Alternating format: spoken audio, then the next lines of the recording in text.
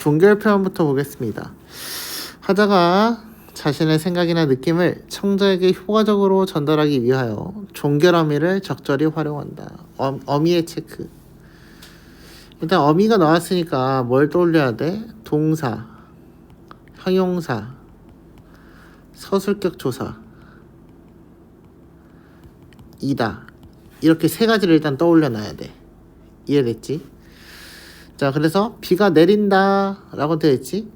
그래서 비가 내리다가 원형이죠. 그래서 내리 더하기 니은 더하기 다. 비가 내리니? 물어보는 거지.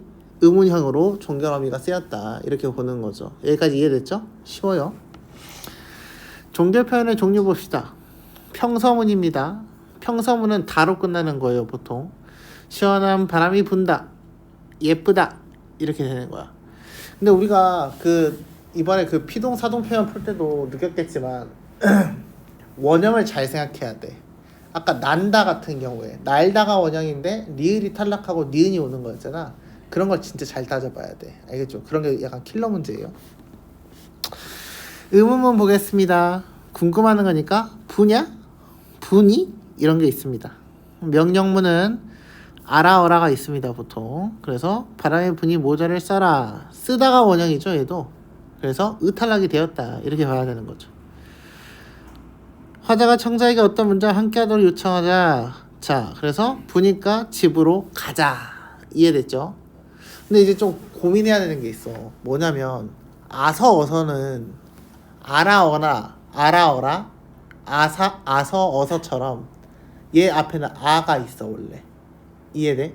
근데 집으로 가자는 놀자도 그냥 그대로 놀자지. 그치? 그 다음에 받침이 없는 경우 가자도 그냥 가자야. 그러니까 얘는 앞에 아가 없는 형태인 거야. 근데 아라를 생각해보자. 놀라야 놀아라야. 놀아라지. 그치? 그 다음에 가아라야 가라야. 가라지.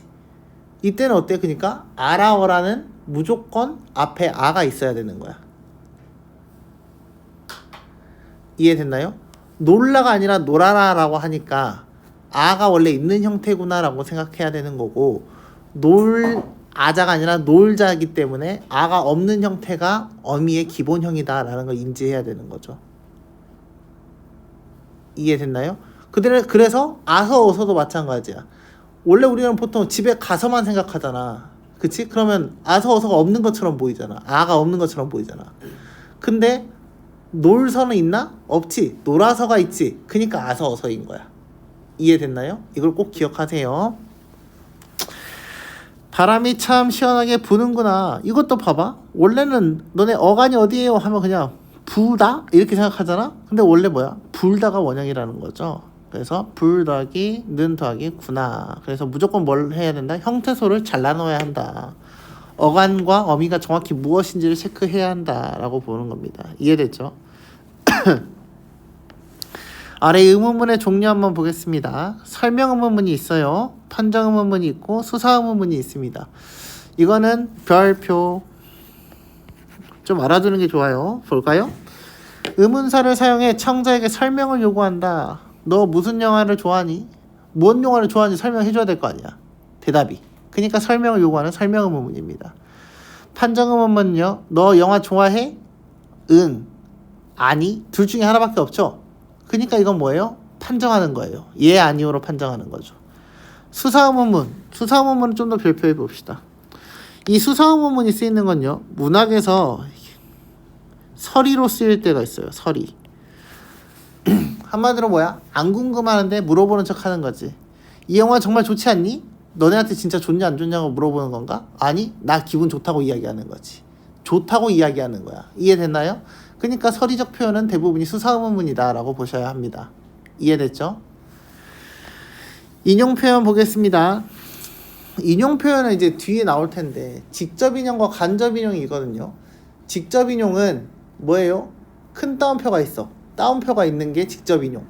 간접 인용은 따옴표가 있어 없어? 없어. 근데 따옴표 뒤에 이제 조사가 쓰이거든요. 라고가 쓰이면 직접 인용, 고가 쓰이면 간접 인용입니다. 이해됐죠? 근데 인용 표현 옆에다가 그거 써놓자. 인용 표현 옆에다가 시제라고 써보고 종결어미 써보고 조심이라고 써주세요. 이건 무슨 말이냐면 봐봐. 내가 만약에 아버지가 나에게 그 다음에 큰 따옴표로 아빠가 내일 집에 갈게 큰 따옴표 닫고 라고 하셨다. 이건 직접 인용이잖아. 직접 인용을 간접 인용으로 바꾸는 문제들이 나오거든. 그러면 뭐라 그래? 나에게 아버지께서 나에게 오늘 오겠다고 말하셨다. 이렇게 가는 거지. 그치? 그니까 어때? 시제도 바뀌었지. 내일이 오늘로 바뀌었어. 그치? 직접 인용해서 내일이 오늘로 바뀌어. 그리고 갈게가 오겠다고로 바뀌었어. 오겠다고로 바뀌었지. 종결 표현도 바뀌어버리는 거야. 이해됐나요? 아버지가 나에게 이해했니? 라고 물어보셨다는 뭐야? 직접 인용이야. 이해했냐고 물어보셨다는 거야? 간접 인용인 거지. 니냐로 바뀌죠? 이런 것들을 조심해야 해요. 그래서 이건 이제 나중에 문제 풀면서 좀 익숙해지시면 되고요. 다음 장 봅시다. 높임 표현. 저번 주에 높임 표현 설명했으니까 좀 빨리 갈게요. 높임 표현이란 화자가 어떤 대상에 대하여 높고 낮은 정도를 언어적으로 구별했다. 높고 낮은 정도. 이게 중요해. 높임 표현이라고 하면 무조건 높임만 했다 높임 표현 아닌가요? 아니. 낮게 말하는 것도 높임 표현에 들어가는 거지. 상대적인 거니까. 그래서 보겠습니다. 높이는 대상에 따라 상대 높임, 주체 높임, 객체 높임이 있다 라고 되어 있네요. 상대 높임법부터 보겠습니다. 개념, 화자가 청자를 높이거나 낮춘다. 상대는 뭐다? 청자에 따라서 바뀌는 거다 라고 이야기를 했었어요. 실현 방법, 주로 종결어미로 실현된다. 이해됐죠? 여기까지는. 그 다음에 보두사, 요의 체크. 보두사입니다. 오가 아니라 요예요.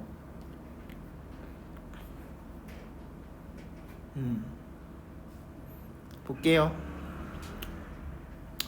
학교에서 이 격시체와 비격시체를 다 외우라고 할 수도 있어요. 그러면 어쩔 수 없이 외워야 합니다. 자, 그래서 격식체와 비격식체는 뭐냐? 격식을 차려야 하냐 말아야 되냐 이거에 대한 이야기야. 격식과 비격식은. 그러니까 상대적으로 뭐에 대한 이야기? 거리감에 대한 이야기인 거죠. 처음 만난 사람한테는 보통 격식체를 쓰고요. 익숙히 알고 있는 사람한테는 주로 비격식체를 사용합니다. 이해됐죠? 사회적으로 중요하냐 안 중요하냐 이거에 대한 이야기예요. 그래서 하십시오체 보겠습니다. 가십니다 라고 되어 있지. 하십시오니까 하다가 원형인 상태인 거지. 그러니까 비읍니다가 들어가면은 하십시오체 아주 준의 높인 거예요. 그 다음에 하오체는 뭐예요? 집에 내가 공부를 하오 라고 하는 거죠. 그래서 대충 높여주는 거예요. 대충 높이는 거야. 그 아래가 하게체입니다. 공부하네, 공부하게 이런 거에 대한 이야기지. 헤라체는 그 아주 낮춘 표현입니다. 집에 가라, 집에 간다, 한다 이런 내용이어야 돼요. 이해됐나요? 우리가 보통 그러니까 친구한테 쓰는 거는 대부분이 뭐다? 헤라체다 라고 보시면 되겠습니다. 그 헤라체 옆에다가 친구라고 적어 놓으세요. 친구. 이해됐죠? 그래서 친구한테 하는 것들이 대부분 헤라체다 라고 보시면 되겠습니다. 해요체 보겠습니다. 집에 가요, 공부해요 이런 거에 대한 이야기. 그 다음에 해체는 집에 가, 집으로 꺼져 이런 거. 그 다음에 집에 가지 어디가 이런 느낌. 이런 것들이 다 해체입니다. 그래서 뭐 이 표현은 제가 딱히 설명을 할 수는 없어요. 이거는 무조건 암기의 영역입니다. 알겠죠? 주체 높임 보겠습니다. 개념, 서자와 서술의 주체 체크해 돼 있죠. 그래서 원래 뭐예요? 주어에 대한 이야기입니다. 그러니까 높임 표현의 이유가 뭐 때문이었다? 주어 때문이었다 라고 되어 있죠. 실현 방법은 외우셔야 돼요. 주격조사 깨서, 그죠? 원래는 이 가죠 주격조사는. 근데 깨서로 바뀌면은 주체 높임이다. 선어말음이 시, 옷이었다, 가시였다. 근데 이 선어말음을 뭐 조심하라고 했죠? 저번 주에 제가 선어말음의 시하고 못이다 이런 것처럼 특수어휘를 조심하라고 이야기를 했어요. 어머니께서 꽃밭을 가꾸신다. 제가 높임 표현 어떻게 풀라 그랬죠? 친구에게 말하는 걸로 다 바꾸라 그랬죠. 그래서 뭐야? 원래는 어머니가 꽃밭을 가꾼다야. 이해됐지? 원래는 꽃밭을 가꾼다야. 근데 어머니 가가 깨서로 바뀌었지. 깨서가 문장에서 뭐 하는데? 주어지, 주체지. 꽃밭을 가꾼다지. 가꾸시다로 왜 바꿨어? 엄마 때문이야. 엄마가 뭐 하지? 주어지. 그래서 주체 높임. 특수어휘를 쓰기도 합니다. 할아버지께서 주무신다. 주무시다가 원형이죠. 만약에 주무라는 단어가 있으면 이 시는 선어말음이어야 돼. 이해돼? 근데 주무다라는 말이 없잖아.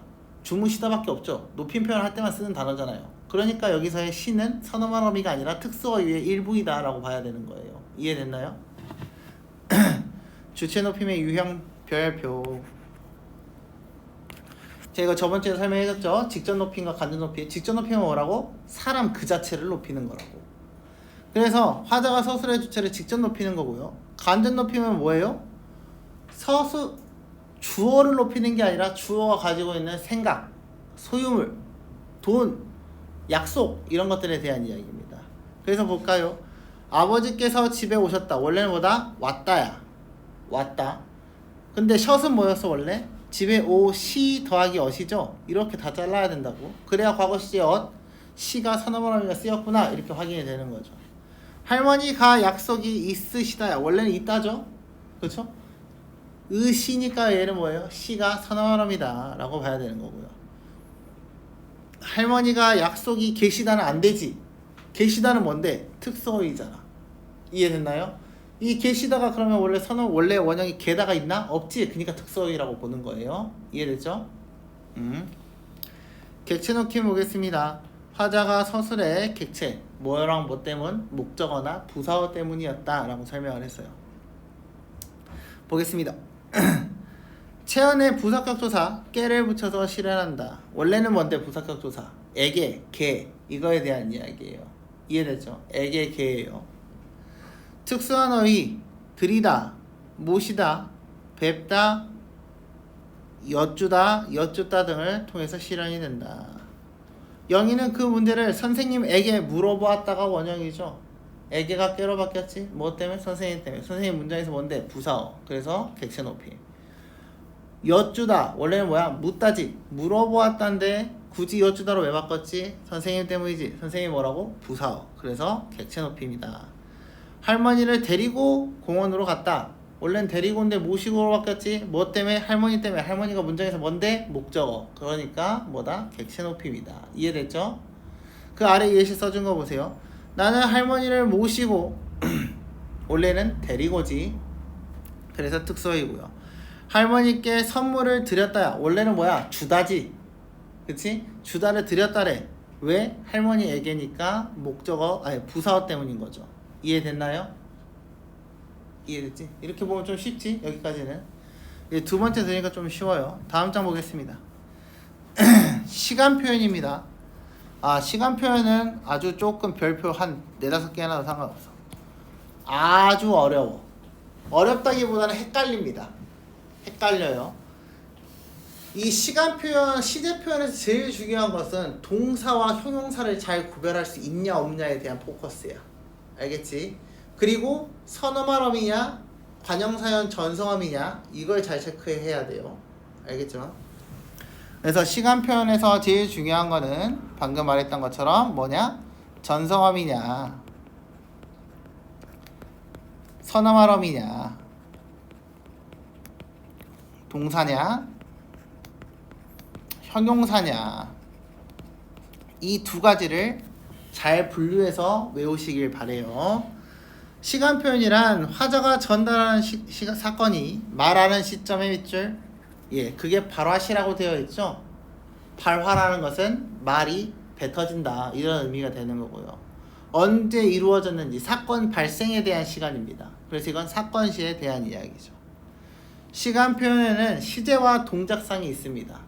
그래서 우리가 시제에 말하는 건 대부분 선어말음이 전성함에 대한 이야기고요.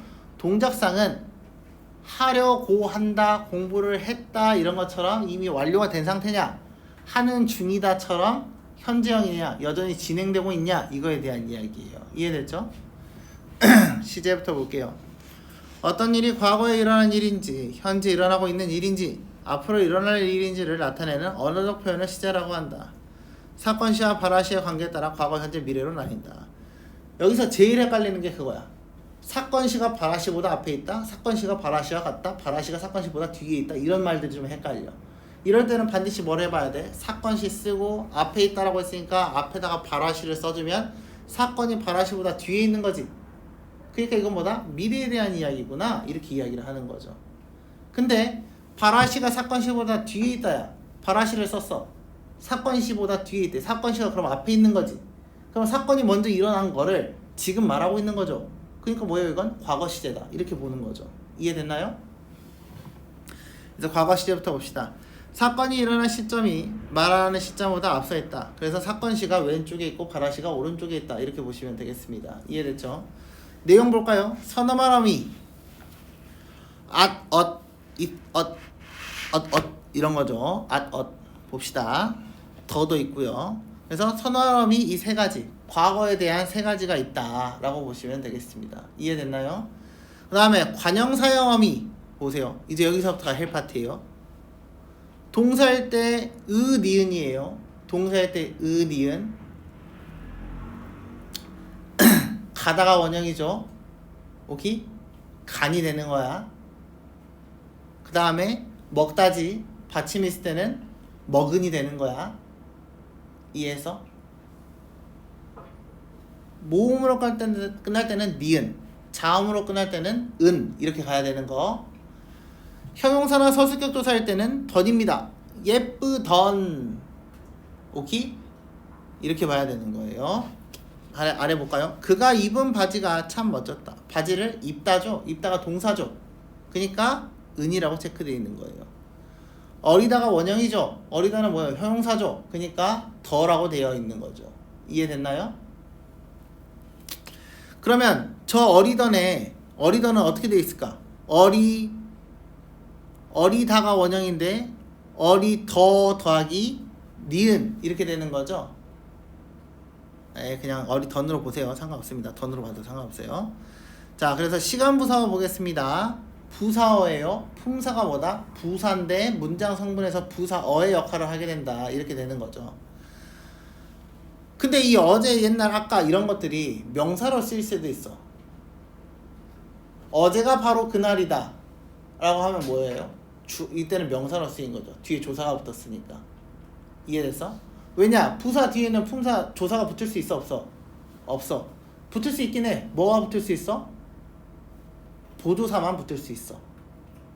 오케이? 이런 거지. 나는 어제 밥을 먹었어. 그치? 어제를 돼, 안 돼? 안 돼. 어제 돈은 되지.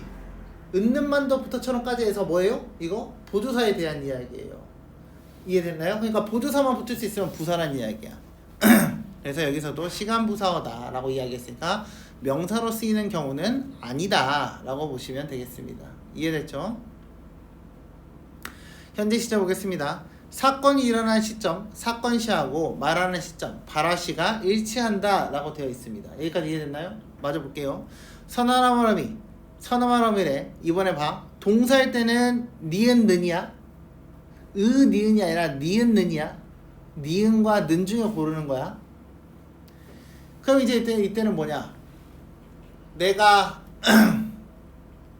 이사 가는, 오케이? 지금 가는이지. 오케이? 이사 가는이야. 그 다음에 가는, 먹는도 현재형이죠. 이해됐나요? 이렇게 보면 됩니다. 동사나 형용사일 때는 형용사나 서술어 할 때는 없다. 왜? 애초에 우리가 동사하고 형용사를 비교하는 기준이 뭐였어요? 현재형 어미가 쓰이냐 안 쓰이냐에 대한 이야기였죠. 선어말 어미가. 그쵸? 그러니까 예쁜다는 안 되지만 예쁘다는 현재형이고 간다는 간다가 되니까 얘는 동사였고 이렇게 구별을 했잖아요. 거기서 나온 개념입니다. 자, 그래서 정원의 꽃이 예쁘다 이렇게 되어 있고요. 관형사형 어미 봅시다. 봐봐. 관형사형 어미 동사일 때는 는이야. 오케이? 그러니까 이제 예시를 이렇게 보는 거죠. 앞에 있는 위에 있는 동사일 때 느는 뭐에 대한 얘기야? 선어말 어미야. 그럼 얘를 선어말 어미로 그 문장이 끝나면 돼, 안 돼? 안 돼. 그러니까 먹는다가 되는 거지. 이해됐나요? 그 다음에 집에 간다 할 때 간이 되는 거예요. 가에 니은이 되는 거예요. 이해됐나요? 근데 관형사형 어미라고 했으니까 얘는 뭐야? 종결어미의 파트지. 오케이. 어말어미의 파트란 말이야. 어말어미. 어말어미로 끝날 수 있는 거지. 그러면 는으로 끝나면 돼, 안 돼? 끝나도 되는 거야. 그니까 여기서는 거기 보시면 뛰는 모습을 보니 기분이 좋다. 여기서의 는은 뭐죠? 전성어미인가요? 아니면 선어말어미인가요? 전성어미죠. 그렇기 때문에 여기서는 뭐다? 현재 시제를 나타낸다. 이해됐죠? 그 다음에 맑은, 맑다는 뭐야? 형용사지. 그러니까 뭐예요? 음만 쓰여도 뭐다? 얘는 전성어미가 되는 거죠. 이해됐죠? 시간부사 오늘, 지금 이런 건 이해됐죠? 수어도 이해됐지? 오케이. 미래 시제 보겠습니다. 그러니까 내가 아까 왜 위에서 선어말어미하고 전성어미를 잘 구별하라고 했는지 이제 이해가 좀 되나요? 네, 선어말어미하고 전성어미를 진짜 조심해야 돼요. 안 그러면 그냥 대충 는 해가지고 하면 조져요. 알겠죠? 다음 미래 시제 보겠습니다. 말하는 시점, 발화시에 대한 이야기예요. 그 다음에 사건이 일어나는 시점, 사건시죠. 사건시가 뒤에 있는 경우입니다. 선언이 get, 리, 먹겠다, 가겠다, 내리겠다 되어 있죠. 오케이? 그래서 미래 시대에 대한 이야기다 라고 되어 있습니다. 관형사형 어미, 뭐뭐 리을, 이사 갈 사람, 나랑 놀 사람 이런 거 있죠. 놀다의 노래, 놀 사람도 그러면 리을 탈락했다, 리을이 다시 붙은 거야. 알겠지? 시간부사 내일 모레 등이 있다 이렇게 보시면 되겠습니다. 이해됐죠? 네. 근데 여기서 중요한 거는 오른쪽 보세요. 오른쪽 거기 참고 부분에 보시면 선어말어미 at, ot의 다양한 쓰임이 있다 라고 되어 있죠. 거기 보이나요? 참고 부분에. 네, 그 부분을 한번 같이 보겠습니다. 자, 거기에 선어말어미 at, ot은 완료된 상황이 현재까지 이어짐을 나타내거나 현재까지 이어짐의 밑줄,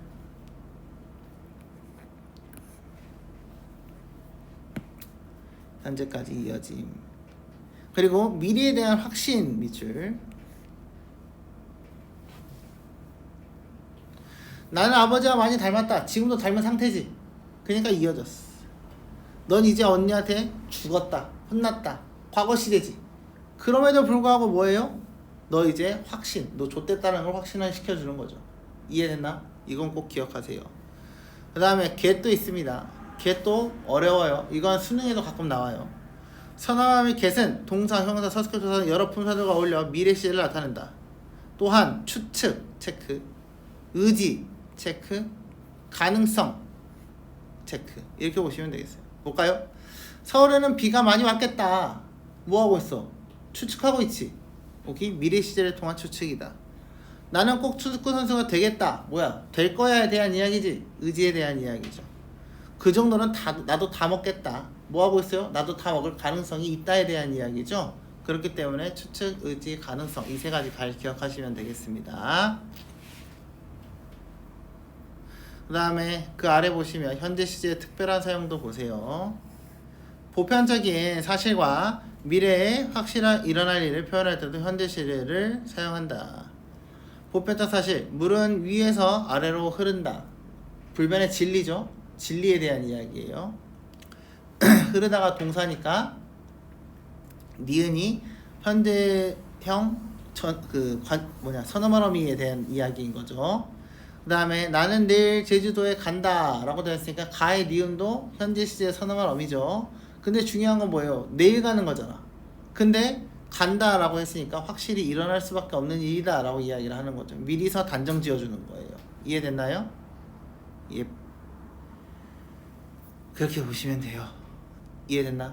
다음 피동사동 보겠습니다.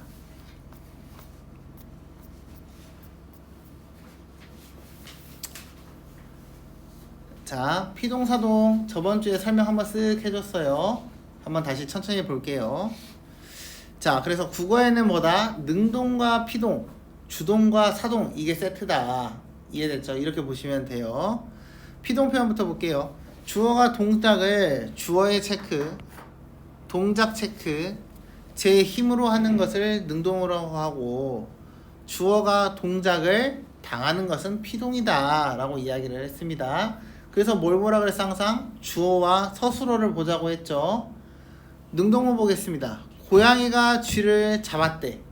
그치? 고양이가 잡는 행위를 했어, 당했어, 한 거지. 그러니까 능동사예요. 이해됐나요? 자, 그 다음에 쥐가 고양이에게 잡혔대. 쥐가 주어지. 잡혔다의 원래 어근은 뭐예요? 잡다죠. 잡는 행위를 했어, 당했어, 당한 거지. 그러니까 피동사가 되는 거죠. 이해됐나요? 이렇게 보면 좀 심플해요. 그래서 마저 볼까요? 자, 그럼 봐봐. 고양이가 쥐를 잡았지. 쥐가 고양이에게 잡혔어. 그러면 목적어가 피동문으로 바뀌었더니 뭘로 갔어? 주어로 갔어. 주어를 피동문으로 바뀌었더니 주어가 뭘로 갔어? 부사어로 가게 되는 거죠. 이해됐나요? 그래서 서술어만 능동사에서 피동사의 형태로 접사가 붙은 형태로 바뀌었다라고 보시면 됩니다. 자, 그래서 피동표현의 종류와 실현 방법 봅시다. 파생적 피동문이라고 했어요. 파생이란 단어가 나오면 뭐다? 아, 접사가 붙은 거다 라고 생각을 해야 된다고 했고, 통사적 피동문이다 하면 뭐예요? 그냥 문장 자체가 바뀌는 거다 라고 보면 된다고 이야기를 했습니다. 그래서 접사니까 단순히 단어만 단어 단위로 바뀌는 거기 때문에 짧을 단자를 써서 단형 피동, 통사적 피동은 긴 문장의 흐름이기 때문에 장형 피동 이렇게 설명을 하는 거예요. 자, 그래서 파생적 피동문부터 보겠습니다. 동사의 어근 더하기 피동 접사 이히리기가 붙었다. 가로수가 사람들에게 뽑혔다야. 그럼 뽑는 행동을 가로수가 했어, 당했어? 당했어. 그러니까 여기서의 뽑, 히, 다 해서 히는 뭐다? 파생적 피동문을 만드는 파생 접사다 라고 보는 거죠. 이해됐나요? 명사 더하기 접사. 항상 명사 뒤에 접사가 붙을 수도 있다. 보겠습니다. 되다예요. 백제의 유물이, 주어가 뭐야? 백제의 유물이야. 이랬지. 연구진에게 발견을 했어, 당했어? 당했어. 그러니까 접사가 되는 거죠. 근데 접미사의 특징은 뭐예요? 품사를 바꿔줄 수가 있습니다. 그래서 되다, 발견은 명사인데 발견되다는 뭐야? 동사지, 피동사니까. 그러니까 품사가 바뀔 수 있다라고 이야기를 하는 거죠. 접미사가. 이해됐나요? 다음 장형 피동 볼게요. 용언의 어간 뒤에 아지다, 어지다, 개되다 이렇게 이렇게 두 개가 있습니다. 그러니까 봐봐. 파생적 피동문 할 때는 접사라는 개념이 나오기 때문에 동사의 어근이란 표현이 나왔어. 어근 더하기 접사는 세트거든. 이해됐지? 근데 여기서는 뭐야? 통사적 피동이니까 어간은 그대로고 어미가 바뀌어야 대한 이야기니까 어간과 아지다, 어지다, 개되다라고 표현을 하는 거예요. 이해됐나요? 그래서 먼저 보겠습니다. 도시개발로 많은 나무들이 베어지었다. 맞죠? 그는 결국 직장을 잃게 되었다. 잃는 행동을 당하게 된 거죠. 그래서 피동문이다 라고 보는 겁니다. 이해됐나요? 다음 능동문을 피동문으로 바꾸는 거 이건 설명했으니까 넘어가시고요. 이중피동의 잘못된 사용. 개별표. 단형피동과 장형피동을 이중으로 사용한다. 뭐라고? 단형, 파생적 피동문과 장형, 통사적 피동문을 같이 쓰는 게 문제다. 이건 번역투의 표현 밑줄. 그래서 이게 잘못됐대요. 문장이 부자연스럽고 대부분 어법에 어긋나서 올바른 피동 표현으로 바꾸자. 곤충의 몸은 머리, 가슴, 배로 나뉘어집니다. 원래 원형이 뭐지? 어근이 나누다가 원형이죠. 그래서 나누 더하기 이 더하기 어지다죠.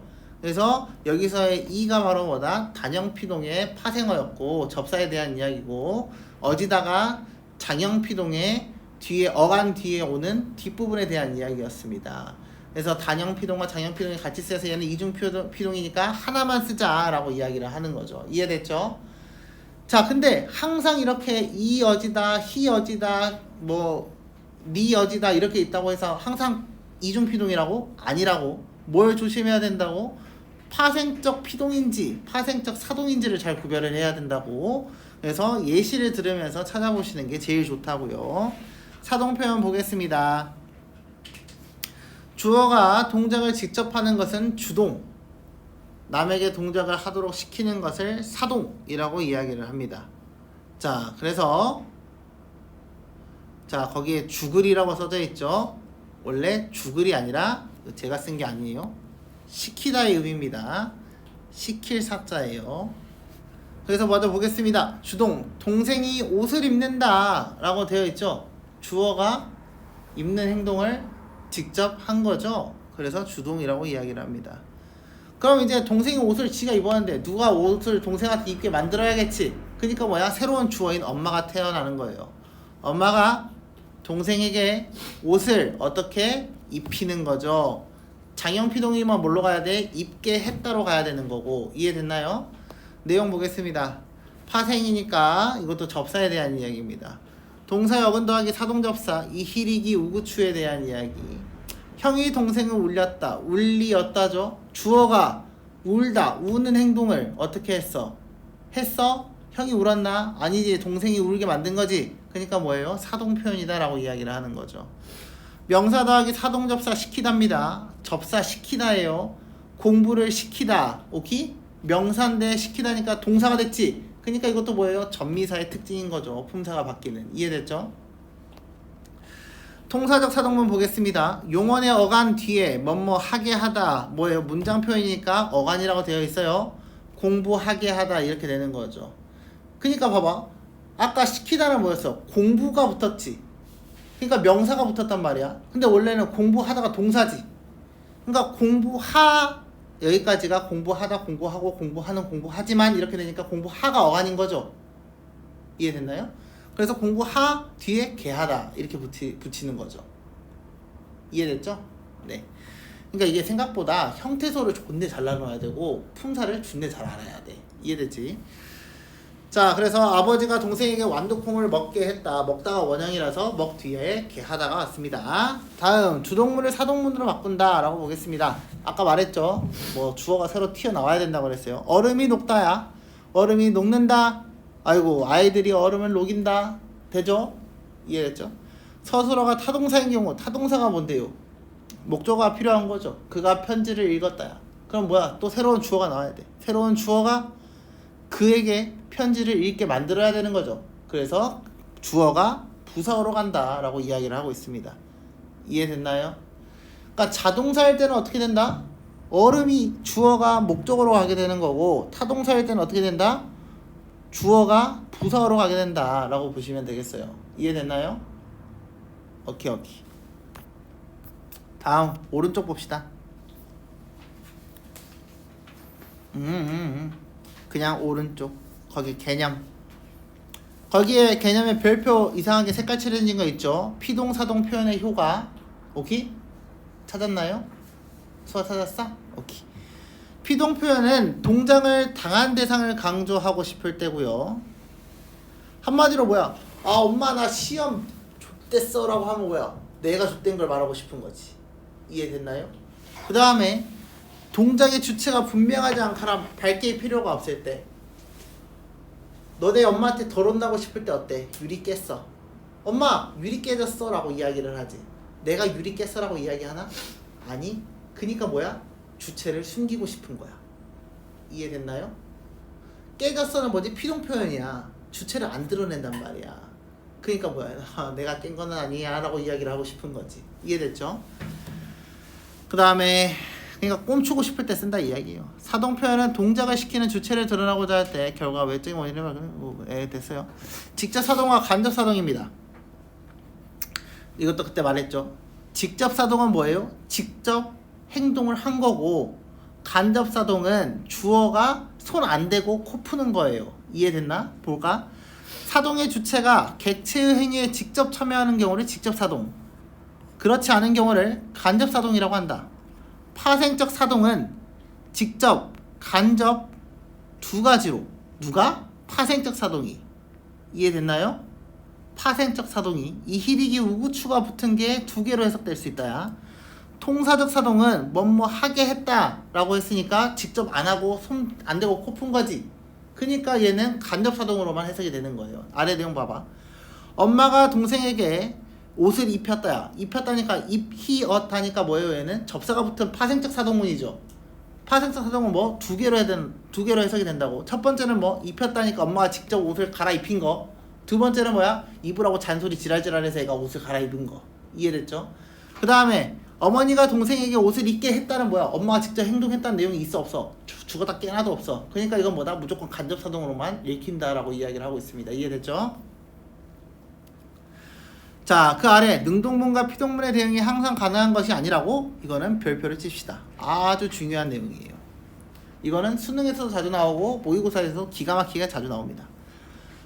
능동문과 피동문은 일반적으로 서로 대응되지만 늘 그런 것은 아닙니다. 피동문에 대응하는 능동문이 없는 경우도 있고 능동문에 대응하는 피동문이 없는 경우도 있어요. 한마디로 뭐야? 피동만 있을 수 있고 능동만 있을 수도 있다는 이야기야. 볼까? 자연적 발생이나 변화를 표현하는 경우에는 능동문이 없어요. 날씨가 풀렸다야. 날씨가 푸는 행위를 했나? 당한 거지. 근데 이건 자연이잖아. 누가 날씨를 풀게 할 건데? 없잖아. 이해됐나요? 그래서 하늘이 날씨를 풀었다가 안 되는 거죠. 주어가 의지를 가질 수 없는 경우에는 능동문에 대응되는 피동문이 없어요. 나는 칭찬을 들었어. 그치? 원래 이거 피동으로 바뀌려면 어떻게 해야 돼? 칭찬이 나에게 들렸다여야 돼. 이해됐나요? 다른 거죠. 안 되는 거죠. 이해됐나? 오케이. 다음 138쪽 여기까지만 보시면 기본 개념은 끝나요. 부정표현 보겠습니다. 부정표현이란 긍정표현에 부정을 나타내는 말을 써서 전체 또는 일부를 부정하는 것이다 라고 되어 있습니다. 짧은 부정문과 긴 부정문 보겠습니다.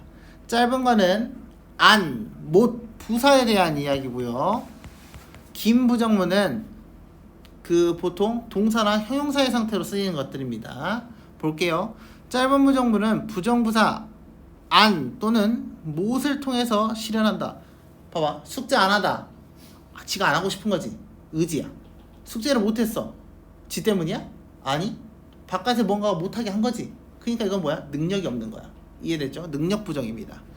긴 부정문은 부정용언, 용언이라고 했으니까 동사 형용사에 대한 이야기죠. 멋맞지 않다 혹은 멋맞지 못하다의 형태로 쓰인다 라고 되어 있습니다. 이해됐죠? 보겠습니다.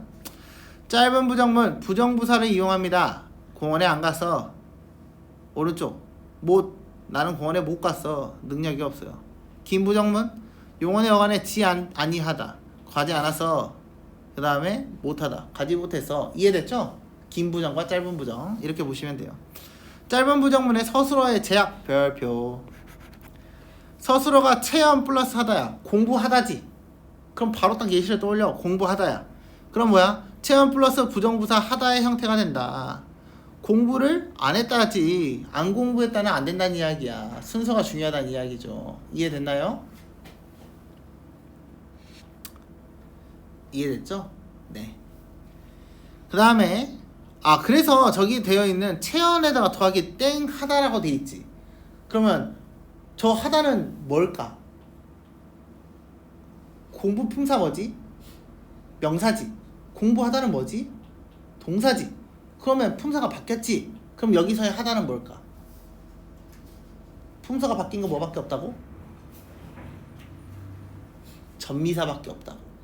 그러니까 여기서의 하다도 접사인 거예요. 이해됐나요? 오케이.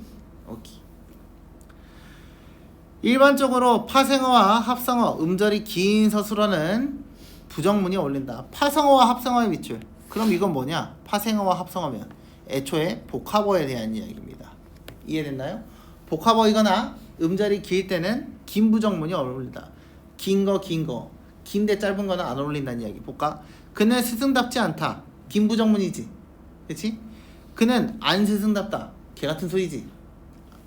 하늘이 어둠침침하지 않다. 어둠침침하다가 원형이지. 그치? 어두침침 개 길죠? 그러니까 어때요? 안 어두침침하다는 안 된다는 이야기. 이해됐죠? 안부정문과 못부정문 보겠습니다. 자, 원래 안부정문은 뭐다? 의지부정이다. 못부정문은 원래 뭐다? 능력부정이다. 이렇게 일단 알았잖아요? 근데 디테일이 좀 더 있어. 한번 볼까? 꽃이 안 예쁘다야. 꽃이 안 예뻐. 이거 꽃이 지가 안 예쁘고 싶어서 안 예쁜 건가? 아니지. 이건 그러니까 뭐예요? 단순한 사실에 대한 이야기예요. 그래서 거기 써져 있죠. 단순 부정. 단순히 어떤 상태가 그렇지 않음을 나타낸다. 이럴 때 단순 부정을 쓰는 거고요. 의지 부정은 아까 말했던 것처럼 공부를 안 했다, 숙제를 안 했다 이런 거에 대한 이야기고요. 못 부정문, 능력 부정과 외부의 부정문이 있습니다. 외부 원인, 이건 별표. 능력 부정은 뭐야? 내가 능력이 없어. 그 다음에 외부 원인으로 인한 부정은 뭐야? 다른 놈들 때문에 내가 뭘 못하게 되는 거야. 그럼 볼까요?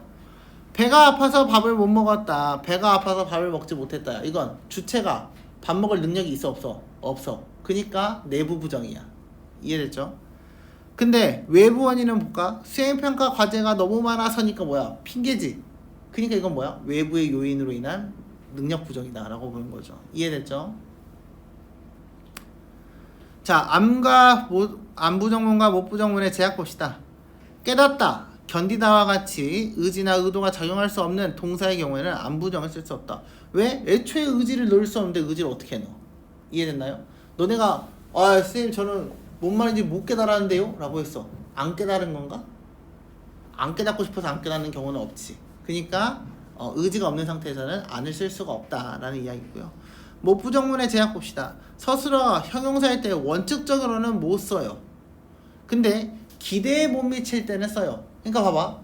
못 예쁘다는 쓰면 돼, 안 돼? 원래 안 돼. 그치? 근데 부드럽지 못하다는 돼. 예쁘지 못하다는 돼. 원래는 뭐였는데? 예쁜 걸 기대했는데 예쁘지 못한 거지. 생각보다 우리가 생각보다 얼굴이 빠졌어요 하면 뭐예요? 그냥 얼굴이 예쁘지 못하다지. 이해됐죠? 네. 긴 부정문을 쓰면 됩니다. 말다 부정문 봅시다. 금지의 의미를 지니며 일반적으로 명령이나 청유문의 부정 표현에 사용된다. 어간 더하기 못먹지 말다. 그렇게 떠들지 마라. 우리 떠들지 말자. 이런 이야기죠. 이건 쉽죠? 네, 그렇게 넘어가시면 됩니다. 오른쪽 볼까요? 안 남기고 오른쪽. 자, 부정문의 중의성 봅시다. 부정문의 중의성 별표. 나는 축구를 좋아하지 않아 라고 돼 있지. 이게 우리 중3 때 이거 좀 괴롭혔던 거거든. 나는 축구를 좋아하지 않아. 나는이 뭐지? 보조사지. 보조사가 쓰였어. 그니까 딴 놈은 뭘 좋아하는데 나는 안 좋아하는 거고. 이해됐나요? 이게 첫 번째지. 두 번째는 뭐야? 난 축구를 안 좋아해. 다른 걸 좋아해. 이런 의미가 있을 수도 있는 거고. 세 번째는 뭐야? 난 축구 존내 싫어. 그냥 이렇게만 이야기를 하는 걸 수도 있고. 이해됐나요? 숨겨진 의미가 있냐 없냐에 대한 이야기입니다. 납득했나요? 예. 다음, 다 모두 전부를 가리키는 부사와 부정 표현이 어울리면 전체적인지 부분적인지. 친구들이 다 안 왔어요. 조금 오고 안 왔는지, 슈와 한 명도 없는 건지 알 수 없다는 이야기죠. 이해됐나? 이런 내용이었습니다. 오케이? 여기까지 내용을 제가 준 걸 바탕으로 계속 복습하고 계속 이해를 해서 설명할 수 있을 때까지 계속 보세요. 오케이? 그래야 이 부분은 다 납득이 갑니다. 의문의 변동은 딱히 설명이 더 할 게 없어. 의문의 변동은 이미 끝난 상태이기 때문에. 근데 이 부분은 만약에 내가 일부러 너네 지금 줄 때 거기 보시면 문장 주성분부터 해서 다 줬단 말이에요. 그 페이지 보시면 이 부분을 준 이유는 뒷부분을 이해하려면 이게 전성어미가 뭘 쓰였는지 서술어를 어떻게 만드는지 이런 걸 확인해야 해서 그래. 알겠죠? 그래서 한번 쭉 복습하고 모르는 부분 있으면 저한테 물어보시면 돼요. 남은 시간에. 알겠죠?